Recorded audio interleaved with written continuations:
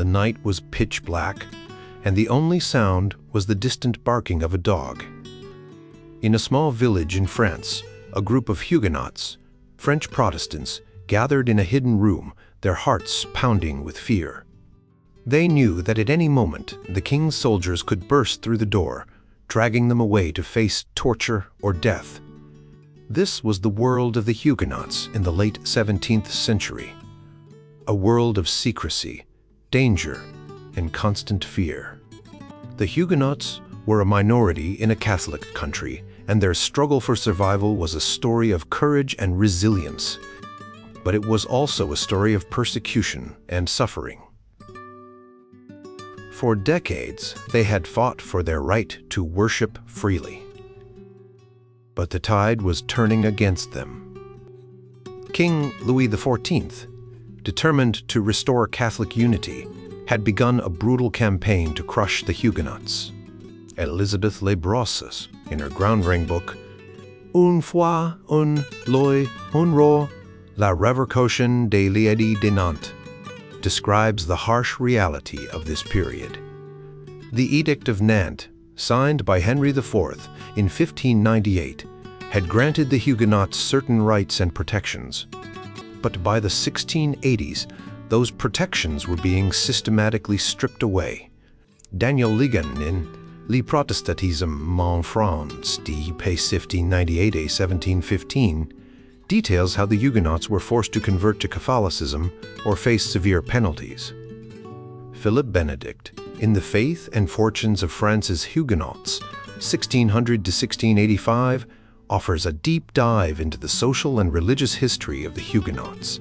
He explains how the Huguenots tried to maintain their faith and community in the face of mounting pressure.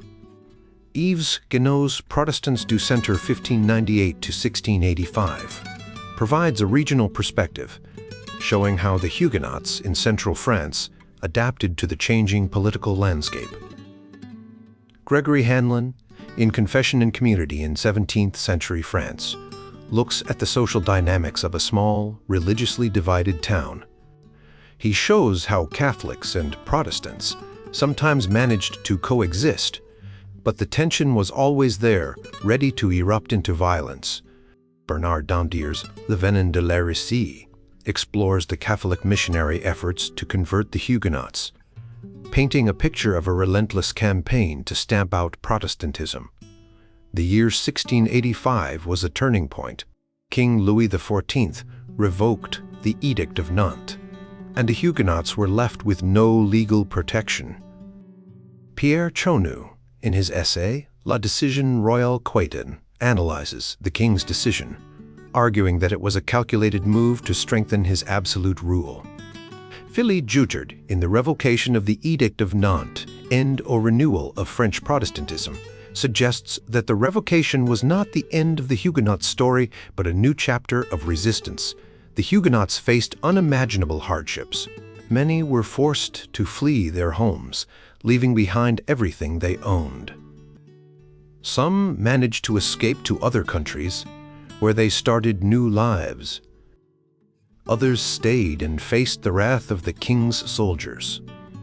Warren Scoville, in The Persecution of the Huguenots and French Economic Development 1680 to 1720, shows how the exodus of the Huguenots had a significant impact on the French economy, as many skilled workers and merchants left the country. In the years that followed, the Huguenots who remained in France had to worship in secret. They met in hidden rooms, in the woods, or in the mountains, always on the lookout for the king's soldiers.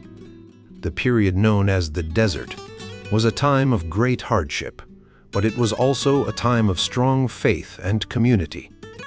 Daniel Legoux and Philippe Jutard, in Les Deserts, 1685 to 1800, describe how the Huguenots organized secret synods and maintained their religious practices despite the dangers. In the region of Bern, the situation was particularly tense. Christian Desplat, in his study of the Edit de Fontainebleau, 15 Avril 1599 en faveur des catholiques du Béarn, shows how the king's policies affected this area. The Huguenots in Bern faced unique challenges, but they also showed remarkable resilience.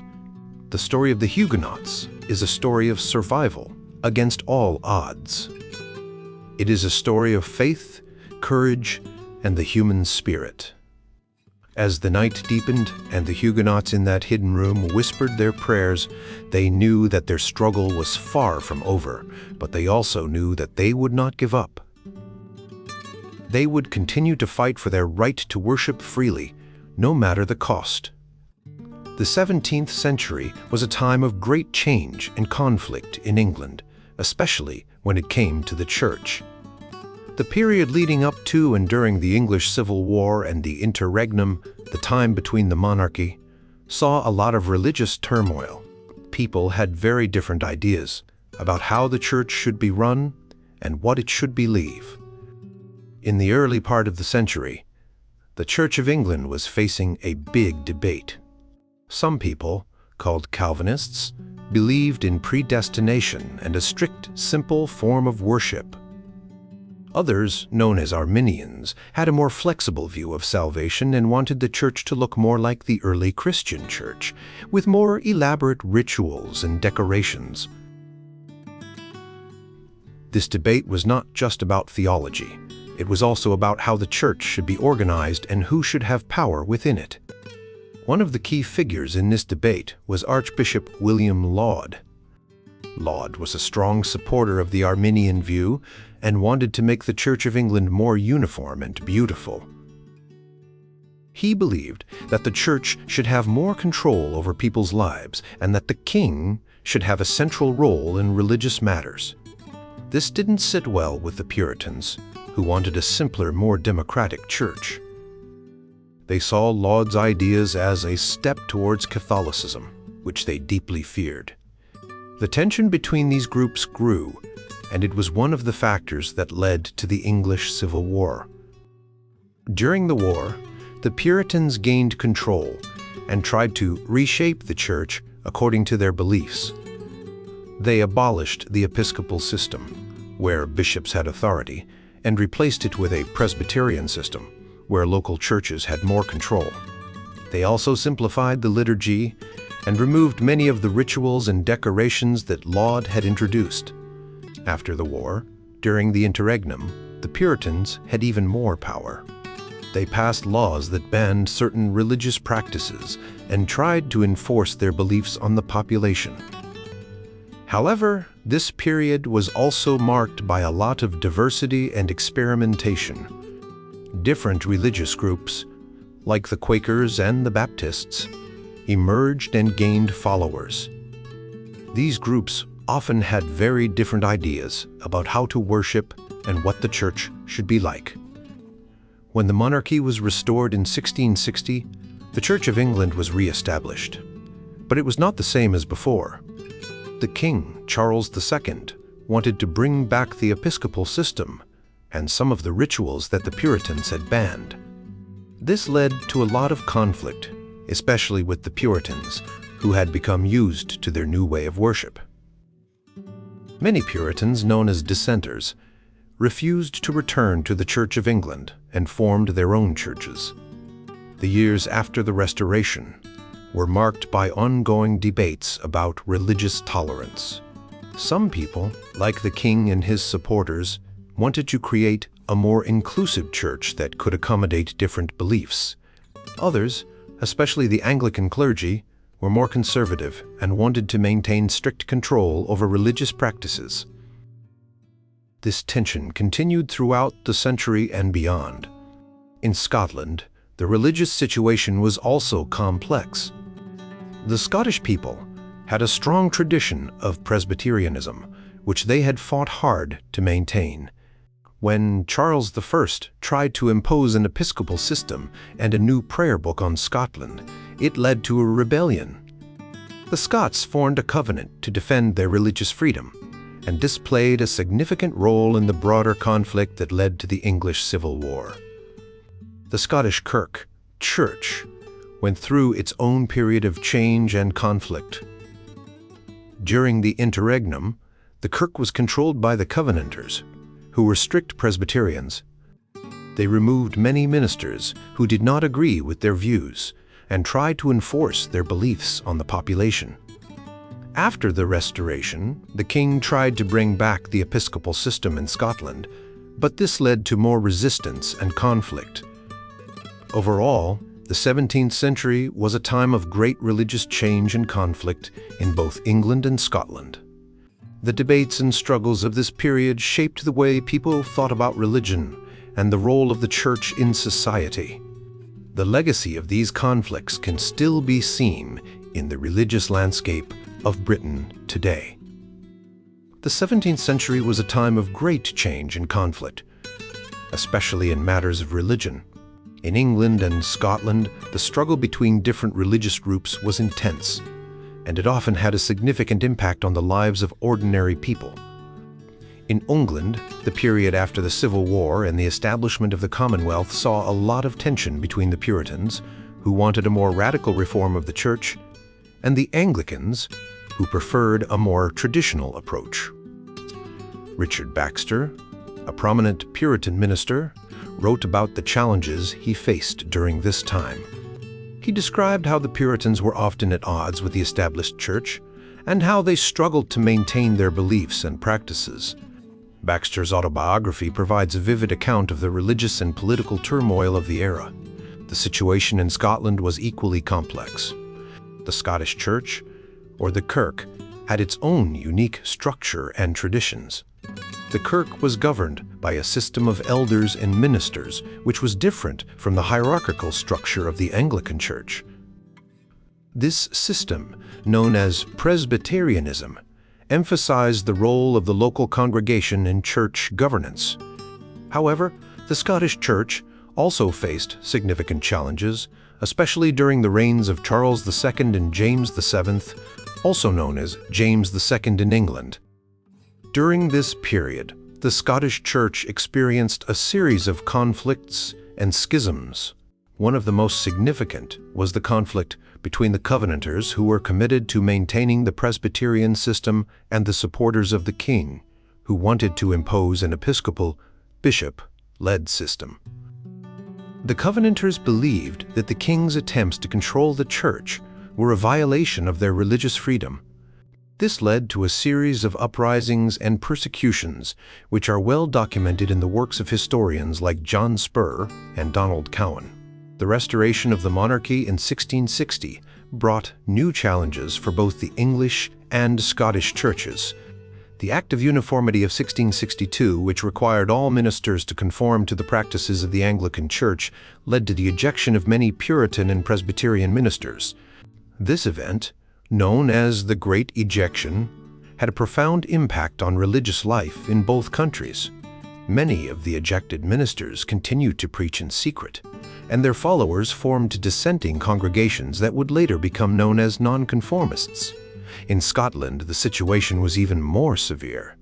The government imposed strict controls on the Scottish Church, and many Covenanters were persecuted and even executed for their beliefs.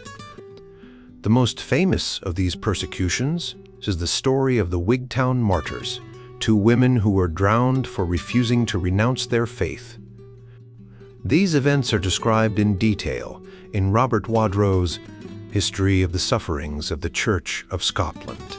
Despite the persecution, the Covenanters continued to resist the government's attempts to control the Church. They held secret meetings, known as conventicles, where they could worship and preach freely. These gatherings were often disrupted by government forces, leading to further violence and repression. The conflict between the Covenanters and the government lasted for several decades and had a lasting impact on Scottish society. In the late 17th century, the Glorious Revolution of 1688 brought about significant changes in both England and Scotland. The overthrow of James VII and the accession of William III and Mary II marked the end of the Stuart dynasty and the beginning of a new era. The new government was more tolerant of religious diversity, and this led to the passing of the Toleration Act of 1689, which allowed nonconformists to worship freely, albeit with some restrictions. The changes brought about by the Glorious Revolution had a significant impact on the Scottish Church. The Act of Settlement of 1690 restored the presbyterian system in Scotland, and the Kirk regained its independence from the government. However, the Church still faced challenges, such as the emergence of new denominations and the ongoing debates over religious doctrine. The 17th century was a time of great upheaval and transformation, both politically and religiously. The struggles between different religious groups in England and Scotland had a profound impact on the development of these countries. The conflicts and persecutions of this period shaped the religious landscape of the British Isles and left a lasting legacy that can still be seen today. The Reformation brought significant changes to the way churches were run, especially when it came to the education and responsibilities of clergy. During this time, new institutions of higher learning were created to train ministers, and strict rules were put in place to ensure that these ministers were well educated and morally upright. In Geneva, for example, the laws and statutes of Geneva outlined the duties and qualifications for ministers. These rules were designed to ensure that only the most capable and pious individuals could serve in the clergy. Similarly, in France, the Reformed churches had their own set of rules, such as the Discipline ecclésiastique du Berne, which detailed the responsibilities of ministers and elders. In Scotland, the first and second books of discipline laid out the structure of the church and the roles of various church officials. These documents emphasized the importance of preaching, teaching, and providing pastoral care to the congregation. The Scottish Reformation also placed a strong emphasis on the education of ministers, with many attending universities and seminaries to prepare for their roles. The Reformed churches in the Netherlands, such as those in Haarlem, also had strict rules for their clergy. The Act van de Nederlandsche Synoden der 16e Eeuw, a collection of records from Dutch synods, shows that these churches were very concerned with the moral and educational standards of their ministers. They required ministers to be well versed in the Bible and to be able to preach effectively. In England, the Reformation led to a re-evaluation of the role of the clergy. The Church of England, under the leadership of figures like John Hackett, emphasized the importance of preaching and pastoral care. This meant that ministers were expected to be well educated and to be able to communicate the teachings of the Bible to their congregations. The Reformed churches also placed a strong emphasis on the role of elders. Elders were responsible for overseeing the spiritual life of the congregation, ensuring that members were living according to the teachings of the Bible. They were often chosen from among the most respected and capable members of the community, and their duties included visiting the sick, providing counsel, and maintaining discipline within the church. The discipline within Reformed churches was not just about punishing wrongdoers, but also about guiding and supporting the congregation. Consistories, which were church courts, played a crucial role in maintaining this discipline. They would hear cases involving moral and spiritual issues, and they would decide on appropriate actions to take. These actions could range from private counseling to public rebuke, or even excommunication in severe cases. The consistory records from various Reformed churches provide a detailed look at how this discipline was carried out. For example, the Genevan consistory records show that the church was very strict about issues like adultery, blasphemy, and Sabbath breaking. In England, the consistory of the French Reformed Church in Threadneedle Street, London, dealt with similar issues, ensuring that members of the congregation were living according to the church's teachings. In the Netherlands, the consistory of the Reformed Church in Sluis, as recorded in the Acta van de Kerkeraad van de Nederduits, Gereformeerde Kolbensee te Sluis, shows that the church was also concerned with maintaining moral standards. The consistory would meet regularly to discuss issues and to decide on appropriate actions. The Reformed churches also placed a strong emphasis on the care of the poor. Deacons, who were responsible for this aspect of church life, would collect and distribute alms to those in need. This was seen as a way to show the love of God to the community and to help those who were struggling. Overall, the Reformation brought about a more structured and disciplined approach to church life. The emphasis on education, moral integrity, and pastoral care ensured that the clergy were well prepared to serve their congregations. The role of elders and the work of consistories helped to maintain the spiritual and moral health of the community, ensuring that the Reformed churches remained true to their teachings and values. The study of church discipline in the 16th and 17th centuries has been greatly advanced by the use of consistory registers, which are detailed records kept by church councils to document the moral and religious behavior of their communities. These registers provide a unique window into how religious authorities attempted to regulate the lives of ordinary people, from their private behaviors to their public actions. In 1976, two groundbreaking articles by J.S.D. and B. Vogler and E. William Monter set the stage for this type of research.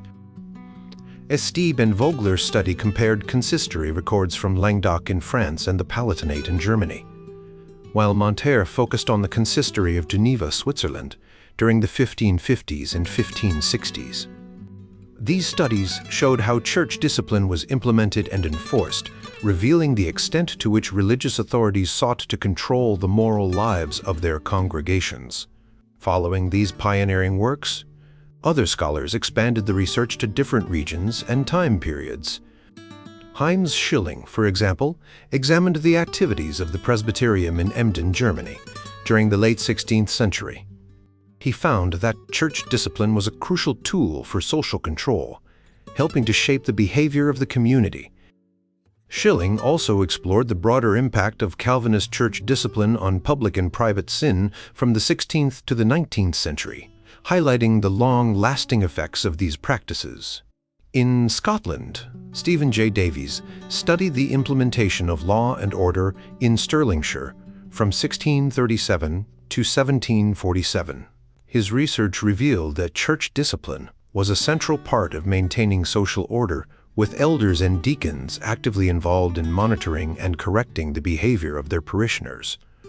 Similarly, Mathieu Gerardus Beerts compared the exercise of discipline in Deventer, the Netherlands, with studies from Languedoc and the Palatinate, showing both similarities and differences in how church discipline was applied across different regions.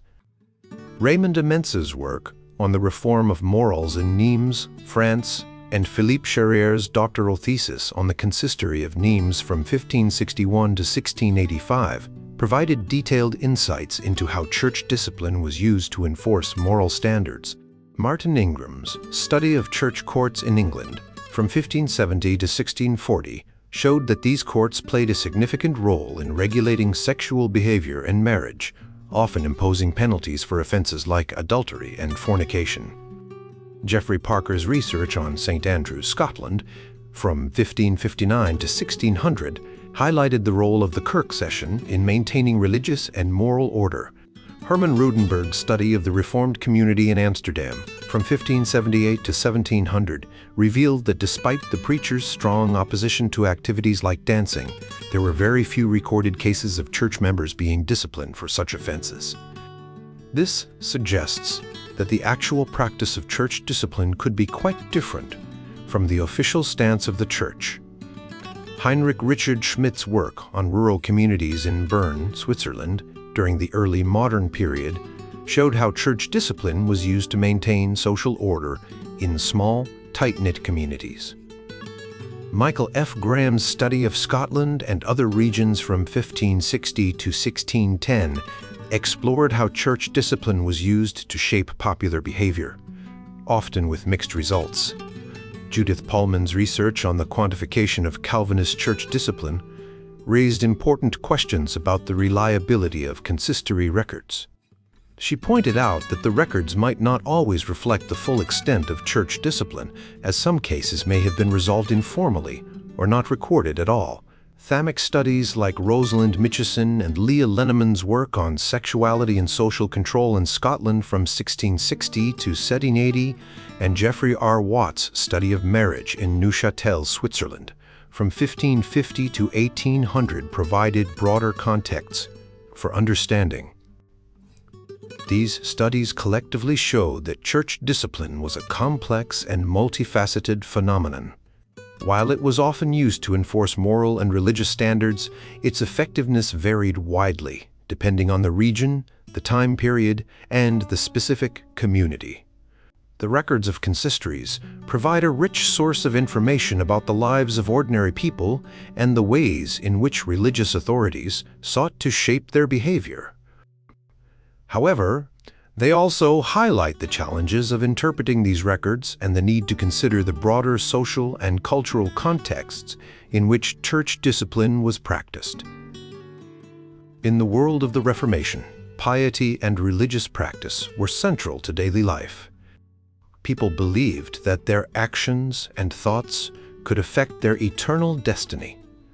This chapter delves into how Reformed Christians, particularly those in Scotland, England, and parts of Europe, practiced their faith and how it shaped their communities. In the 16th and 17th centuries, Reformed churches like those in Geneva and Scotland were strict about moral discipline. They believed that a well-ordered society was a reflection of a well-ordered soul. Consistories, which were church courts, played a crucial role in maintaining this order. They dealt with issues like adultery, divorce, and even minor infractions like swearing or working on the Sabbath. For example, in Geneva, Theodore de Bèze, a prominent reformer, wrote about the importance of moral discipline and how the church should enforce it. Similarly, in Scotland, the consistory tried to ensure that people lived according to God's laws, as seen in the work of historians like K.M. Brown. Religious life was not just about avoiding sin. It was also about active devotion. Reformed Christians were encouraged to read the Bible, pray, and attend church regularly. In England, Puritans like John Wallington kept detailed diaries of their spiritual experiences, reflecting on their sins and their effort to lead a godly life. In Scotland, the practice of holy fairs or communion services became a significant part of religious life. These events were not just about receiving the sacrament, but also about community and spiritual renewal. The architecture of Reformed churches reflected their beliefs. Unlike the elaborate cathedrals of the Catholic Church, Reformed churches were often simple and functional. The focus was on the sermon and the Word of God. In the Netherlands, for example, churches were designed to be open and clear, with minimal decorations so that everyone could see and hear the preacher. In Scotland, the architecture of churches like St. Giles Cathedral in Edinburgh was transformed to reflect the new Reformed ideals. One of the most important aspects of Reformed worship was the practice of the Lord's Supper, or communion. This sacrament was seen as a way to renew one's covenant with God. In some places, like Geneva, it was celebrated frequently, while in others, like Scotland, it was a more solemn and less frequent event. The rules around who could partake in communion were strict, and those who were not living according to the Church's standards could be excluded. Reformed churches also placed a strong emphasis on education. They believed that a literate and well-informed congregation was essential for a healthy church. In Scotland, for instance, efforts were made to increase literacy rates so that more people could read the Bible and understand their faith. In the Netherlands, schools were established to teach both religious and secular subjects, ensuring that the next generation would be well prepared to live according to Reformed principles. Despite this strict moral code, there were also challenges. In some places, the consistory's efforts to control behavior were not always successful. For example, in some German regions, there was little evidence that the Church's efforts had a significant impact on reducing violence. In Scotland, while the Church tried to enforce strict Sabbath observance, there were still instances of people working or engaging in leisure activities on Sunday. Reformed art and literature also reflected the religious values of the time. In the Netherlands, artists like Jan Gordens, who was a Protestant, living in a Catholic stronghold, often depicted biblical scenes that resonated with Reformed theology. In France, Huguenot artists and writers produced works that emphasized the importance of faith and moral living. Overall, the practice of piety in Reformed communities was a complex and multifaceted aspect of daily life. It involved not only personal devotion, but also a commitment to building a society that reflected God's will. The efforts of the Church to enforce moral discipline, promote education, and foster a sense of community were central to the Reformed experience. In the 16th and 17th centuries, the way people lived, thought, and practiced their religion changed dramatically.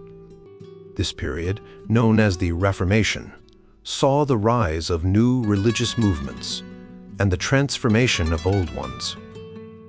One of the most significant changes was in the way people approached marriage, death, and education. Marriage patterns shifted during this time. In England, for example, people began to get married more often during Lent, a period traditionally avoided for weddings. This change shows how religious practices were adapting to new social norms. Historians like Wrigley and Schofield have studied these trends in detail, noting that while the Lenten dip in marriages never completely disappeared, it became less pronounced. Death and the rituals surrounding it also changed. In the Reformed churches, there was a strong focus on preparing for death and ensuring a good end. Books and manuals were written to guide people through the process of dying, emphasizing the importance of faith and repentance. These guides were popular in places like Geneva and Scotland, where the Reformed faith was strong. For example, a book called Repied des Derniers Jours, Collection of Last Hours, by Jean-Jacob Salchley, documented the final moments of several prominent Reformed leaders. Burial practices also reflected these religious changes. In France, for instance, there were strict rules about where different religious groups could be buried. This was a way to maintain confessional boundaries and prevent mixing of different faiths. However, in some regions, these rules were less rigid, and people of different religions could be buried together. Education became a crucial part of the Reformed faith.